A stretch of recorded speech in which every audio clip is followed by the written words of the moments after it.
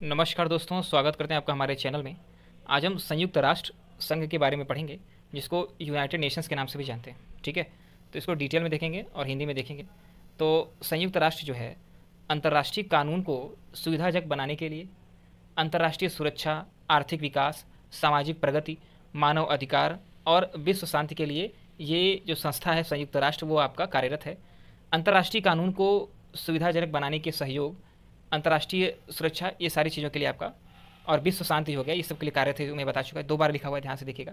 द्वितीय विश्व युद्ध के विजेता देशों ने मिलकर के संयुक्त राष्ट्र संघ को अंतर्राष्ट्रीय संघर्ष में हस्तक्षेप करने के उद्देश्य से स्थापित किया गया, क्योंकि आप जानते हो कि 20वीं सदी के शुरुआत में ही, ठीक है, प्रथम अर्धभाग में ही हमें 2 बड़े विश्व युद्ध देखने को मिले, तो जिससे कि पूरा दुनिया तरह तरह कर रहा था।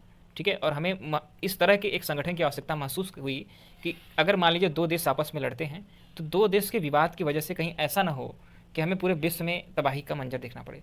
तो उसके उद्देश्य इसको फॉर्म किया गया था, बनाया गया था।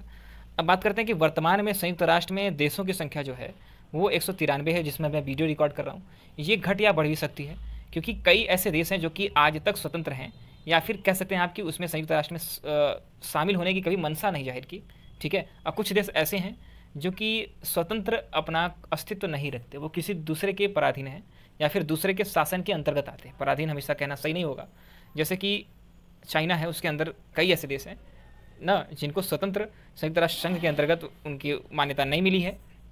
अब बात करते हैं कि संयुक्त राष्ट्र संघ का जो है वो संरचना, स्ट्रक्चर क्या है। किसी भी ऑर्गेनाइजेशन का एक स्ट्रक्चर होता है, तो इसमें एक आम सभा आती है, फिर आपका सुरक्षा परिषद आता है, उसके बाद आर्थिक सामाजिक परिषद। एक्चुअली आप ध्यान से देखिएगा कि सेकंड में ही आर्थिक लिख गया है, तो आर्थिक सामाजिक परिषद जो है वो आपका तीसरा नंबर है।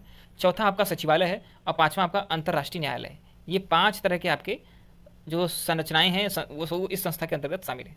अब इसका इतिहास समझते हैं कि आखिर संयुक्त राष्ट्र संघ बना कैसे। तो जब प्रथम विश्व युद्ध हुआ, 19 मतलब खत्म हुआ, उसके बाद आपका 1929 में, ठीक है, 1929 में राष्ट्र संघ का गठन किया गया था। इसका मतलब कि संयुक्त राष्ट्र संघ आपका कोई पहला ऐसा संगठन नहीं था जो इंटरनेशनल लेवल पे बना था। उससे पहले भी एक बार राष्ट्र संघ बनाया गया था, उसका गठन किया गया था, और राष्ट्र संघ जो है वो काफ़ी हद तक प्रभावहीन रहा था। उसके पीछे का मैं कारण बताता हूँ। देखिए, जब आपका प्रथम विश्व युद्ध हुआ तो उसमें 2 गुट थे, जिसमें जो गुट जीता था उसी का प्रभाव चलता था राष्ट्र संघ में, और उसने क्या किया कि इतने ज़्यादा अपोज डाल दिए, जिसकी वजह से ये आपका बहुत दिनों तक नहीं चल सका या फिर बहुत सक्सेसफुल नहीं हुआ। ठीक है, अब बात करते हैं कि संयुक्त राष्ट्र अपने सदस्य देशों की सेनाओं को शांति संभालने के लिए तैनात कर सकता है कहीं पे।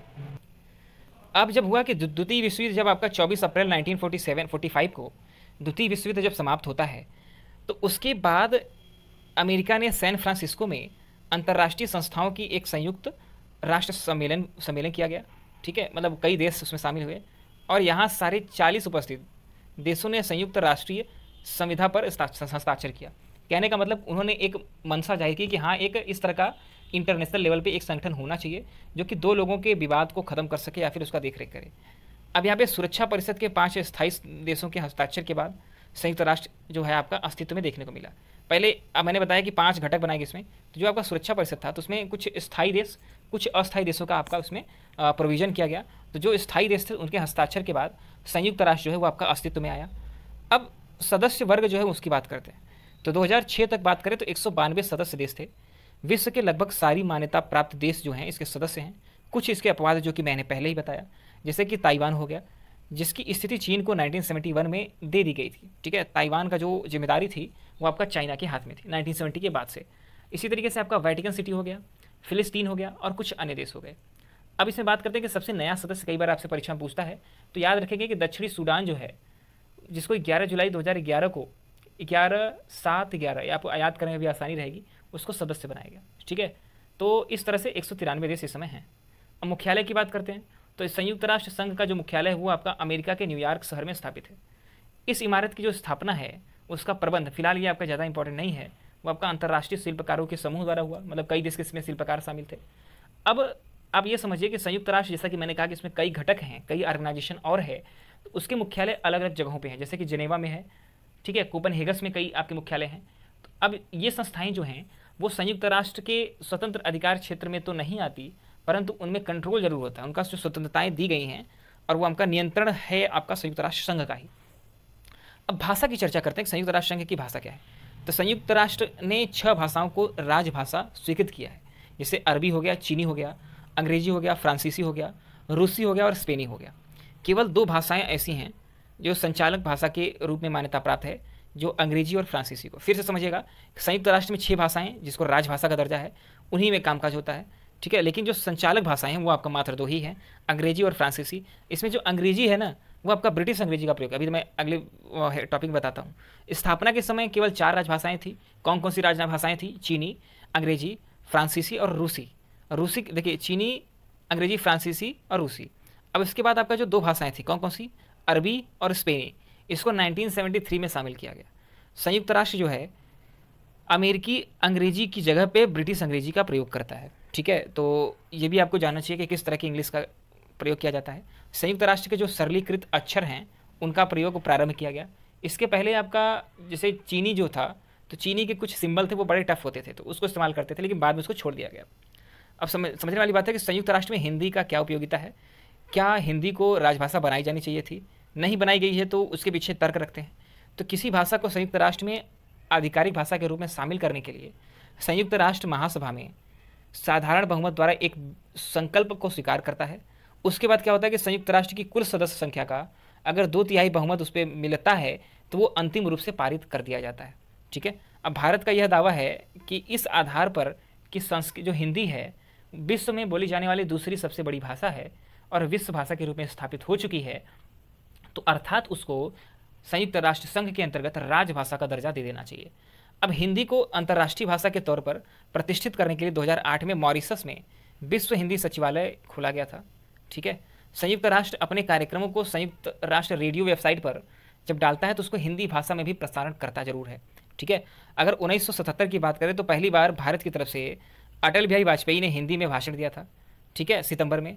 अब सितंबर 2014 में 69th मतलब 69वीं संयुक्त राष्ट्र महासभा में प्रधानमंत्री नरेंद्र मोदी ने हिंदी में वक्तव्य दिया सितंबर 2015 में।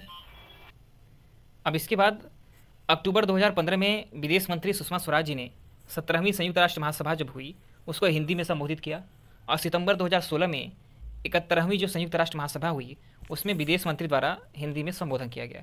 तो ये कुछ विशेष अवसर थे जब आपका हिंदी संयुक्त राष्ट्र संघ में देखने को मिला।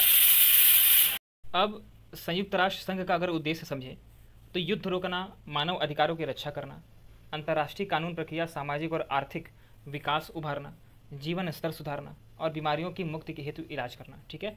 इसके लिए WHO भी बना हुआ है, ठीक है। तो ये आपका UN के अंतर्गत ही आते हैं। अब समझिएगा कि 15 मार्च 2006 को सामान्य सभा ने संयुक्त राष्ट्र मानव अधिकारों के आयोग को त्याग कर, ठीक है, संयुक्त राष्ट्र मानव अधिकार परिषद की स्थापना की। आज मानव अधिकारों के संबंध में अगर बात किया जाए तो 7 संघ निकाय बनाए हैं, और इन 7 निकायों जो हैं उनका नाम कुछ इस प्रकार से है। पहला है आपका मानव अधिकार संसद, दूसरा है आपका आर्थिक, सामाजिक और सांस्कृतिक अधिकारों का जो संसद है, जातीय भेदभाव निष्कासन संसद, नारी विरुद्ध भेदभाव निष्कासन संसद, यातना विरुद्ध संसद, बच्चों के अधिकारों का संसद, प्रवासी कर्मचारी का संसद, ठीक है। तो इस तरह से 7 निकाय हैं। अब संयुक्त राष्ट्र में महिलाओं का क्या योगदान रहा है उसको इतिहास के तौर से लेकर के आज तक जो है उसको सबको समझते हैं। विश्व में महिलाओं के समानता के मुद्दे को प्रोत्साहित करने के लिए उद्देश्य से विश्व निकाय के भीतर एकल एजेंसी के रूप में संयुक्त राष्ट्र महिला का गठन जो है वो आपका 4 जुलाई 2010 को स्वीकृत किया गया। वास्तविक तौर पर अगर बात करें तो 1 जनवरी 2011 को इसको स्थापना किया गया। मुख्यालय जो है वो आपका अमेरिका के न्यूयॉर्क शहर में बनाया गया है। UN वुमेन की वर्तमान प्रमुख जो हैं वो आपका चिली की पूर्व प्रधानमंत्री सुश्री मिशेल बैशलेट हैं। अब समझने वाली बात है कि जब मैं इसको वीडियो को रिकॉर्ड कर रहा हूँ तब ये आपका आगे सही है, नाम चेंज भी हो सकता है, उसको आप अपडेट करते रहोगे। 1953 में 1953 की बात किया जाए तो 8वें संयुक्त राष्ट्र महासभा में जब आपका हो रहा था, उसमें महासभा जब हो रही थी तो प्रथम महिला जो अध्यक्ष बनने का गौरव है वो भारत की विजय लक्ष्मी पंडित जी को जाता है, ठीक है। संयुक्त राष्ट्र में 4 संगठनों को विलय करने के बाद एक नई इकाई बनी जिसे संयुक्त राष्ट्र महिला नाम भी दिया गया। अब इसके बारे में समझते हैं। जिन 4 संगठनों के विलय की हम बात कर रहे हैं उसमें से संयुक्त राष्ट्र महिला का नाम दिया गया है वो कुछ इस प्रकार से हैं। संयुक्त राष्ट्र महिला विकास कोष जो कि 1976 में बना, महिला संवर्धक प्रभाग जिसको 1946 में मान्यता मिली, लिंगाधिकारित मुद्दे पर विशेष सलाहकार कार्यक्रम जिसको 1997 में मान्यता मिली थी, महिला संवर्धक हेतु संयुक्त राष्ट्र अंतर्राष्ट्रीय शोध और प्रशिक्षण संस्थान 1976 में इसको मान्यता मिली थी। इन सभी को मिला करके संयुक्त राष्ट्र महिला का सृजन किया गया 2011 में। अब बात करते हैं कि संयुक्त राष्ट्र संघ के अपने कई कार्यक्रम और एजेंसी चलती है। उसके अलावा 14 स्वतंत्र संस्थाओं का गठन किया गया था। इसमें से विश्व बैंक आता है, अंतर्राष्ट्रीय मुद्रा कोष आता है, IMF आता है, वर्ल्ड बैंक आता है, WHO आता है। इसमें कोविड-19 में आप WHO का ही नाम सुन रहे हो, तो ये भी आपका संयुक्त राष्ट्र संघ के अंतर्गत की संस्था है। अब समझते हैं कुछ विशेष जो है एजेंसी है उसका नाम यहाँ पे देखते हैं। तो स्वतंत्र संस्थाएं जैसे विश्व बैंक, अंतर्राष्ट्रीय मुद्रा कोष, विश्व स्वास्थ्य संगठन है, ठीक है, ये आपका संयुक्त राष्ट्र संघ के साथ सहयोग समझौता करती हैं। और कुछ जो प्रमुख संस्थाएं हैं कुछ इस प्रकार से हैं, जैसे आप देख रहे होंगे कि अंतर्राष्ट्रीय परमाणु ऊर्जा एजेंसी पहला है, तो ये आपका वियना में इसका स्थित है मुख्यालय, और ये एजेंसी परमाणु निगरानी का काम करता है, ठीक है। कोई परमाणु बना रहा है, उसका उपयोग कर रहा है, तो ये सारी बातें अन्य देशों को पता होनी चाहिए सुरक्षा के दृष्टि से। अंतर्राष्ट्रीय अपराध आयोग बना हुआ है, और इसका जो हेग में जो है इसका जो मुख्यालय है देखने को मिलता है। पूर्व युगोस्लाविया के युद्ध अपराध के जो संदिग्ध थे लोगों पर मुकदमा चलाने का काम इसने किया है, ठीक है। तो इस तरह से आपका अंतर्राष्ट्रीय अपराध आयोग भी है। संयुक्त राष्ट्र बाल कोष है, जिसको यूनिसेफ के नाम से जानते हैं, ये बच्चों के स्वास्थ्य, शिक्षा, सुरक्षा का देखरेख करता है। UNDP है, जो कि संयुक्त राष्ट्र विकास कार्यक्रम है, डेवलपमेंट प्रोग्राम, तो यह गरीबी को कम करने के लिए आधारभूत जो ढांचे हैं, इंफ्रास्ट्रक्चर है, विकास डेवलपमेंट है, प्रजातांत्रिक प्रशासन है, उसको प्रोत्साहित करने का काम करता है। संयुक्त राष्ट्र व्यापार और विकास सम्मेलन भी है, यह संस्था व्यापार और निवेश विकास के मुद्दे की बात करती है। संयुक्त राष्ट्र आर्थिक और सामाजिक परिषद है, जिसको हम इकोसॉक के नाम से जानते हैं। यह संस्था सामान्य सभा को अंतर्राष्ट्रीय आर्थिक और सामाजिक सहयोग के विकास कार्यक्रम में सहायता प्रदान करती है और हमेशा अंतर्राष्ट्रीय शांति के लिए प्रयासरत रहती है। अब संयुक्त राष्ट्र शिक्षा, विज्ञान और सांस्कृतिक परिषद, ठीक है, ये आपका पेरिस में इसका मुख्यालय स्थित है। इसका उद्देश्य है कि शिक्षा हो गया, विज्ञान हो गया, संस्कृति कल्चर हो गई और कम्युनिकेशन हो गया, इसके माध्यम से शांति और विकास का प्रसार किया जाए। संयुक्त राष्ट्र पर्यावरण कार्यक्रम भी है, UNEP है, इसको नैरोबी में इसकी संस्था का कार्यभार वहाँ से चलाया जाता है, ठीक है। ये पर्यावरण की रक्षा करने के लिए बढ़ावा देता है। संयुक्त राष्ट्र राजदूत एक संगठन है, इसका कारण जो है वो आपका शरणार्थियों के अधिकार मिले, जैसे कि किसी देश में किसी अन्य देश के कई ढेर सारे लोग रहते हैं, तो उनसे कुछ गलत ना हो, इसलिए हर देश दूसरे देश के में जा करके अपना राजदूत रखता है। विश्व खाद्य कार्यक्रम की बात की जाए तो ये भी है आपका खाद्य कार्यक्रम है, जिसमें भूख से विरुद्ध लड़ाई, कुछ गरीब राष्ट्र हैं उनको देख रेख करने के लिए, उनको खाना प्रोवाइड करने के लिए, सुनिश्चित करने के लिए, और इसका मुख्यालय रोम में है। अंतर्राष्ट्रीय श्रम संघ की अगर बात करें तो इसमें अंतर्राष्ट्रीय आधारों पर मजदूरों तथा श्रमिकों के हितों की रक्षा करने के नियम बनाए जाते हैं। इस तरह से हमने आज संयुक्त राष्ट्र संघ को डिटेल में जानने की कोशिश की, और आप देखते हो कि कभी भी अंतर्राष्ट्रीय मुद्दा आता है तो UN का नाम जरूर आ जाता है। अगर आप इस पर और वीडियो जानना चाहते हो और इसमें कोई अन्य टॉपिक जो आपको नहीं समझ आता तो आप हमें कमेंट करेंगे, तो हम जरूर इस पर फोकस करेंगे। इसी तरह के वीडियोस देखने के लिए हमारे चैनल को आप सब्सक्राइब कर सकते हो। धन्यवाद।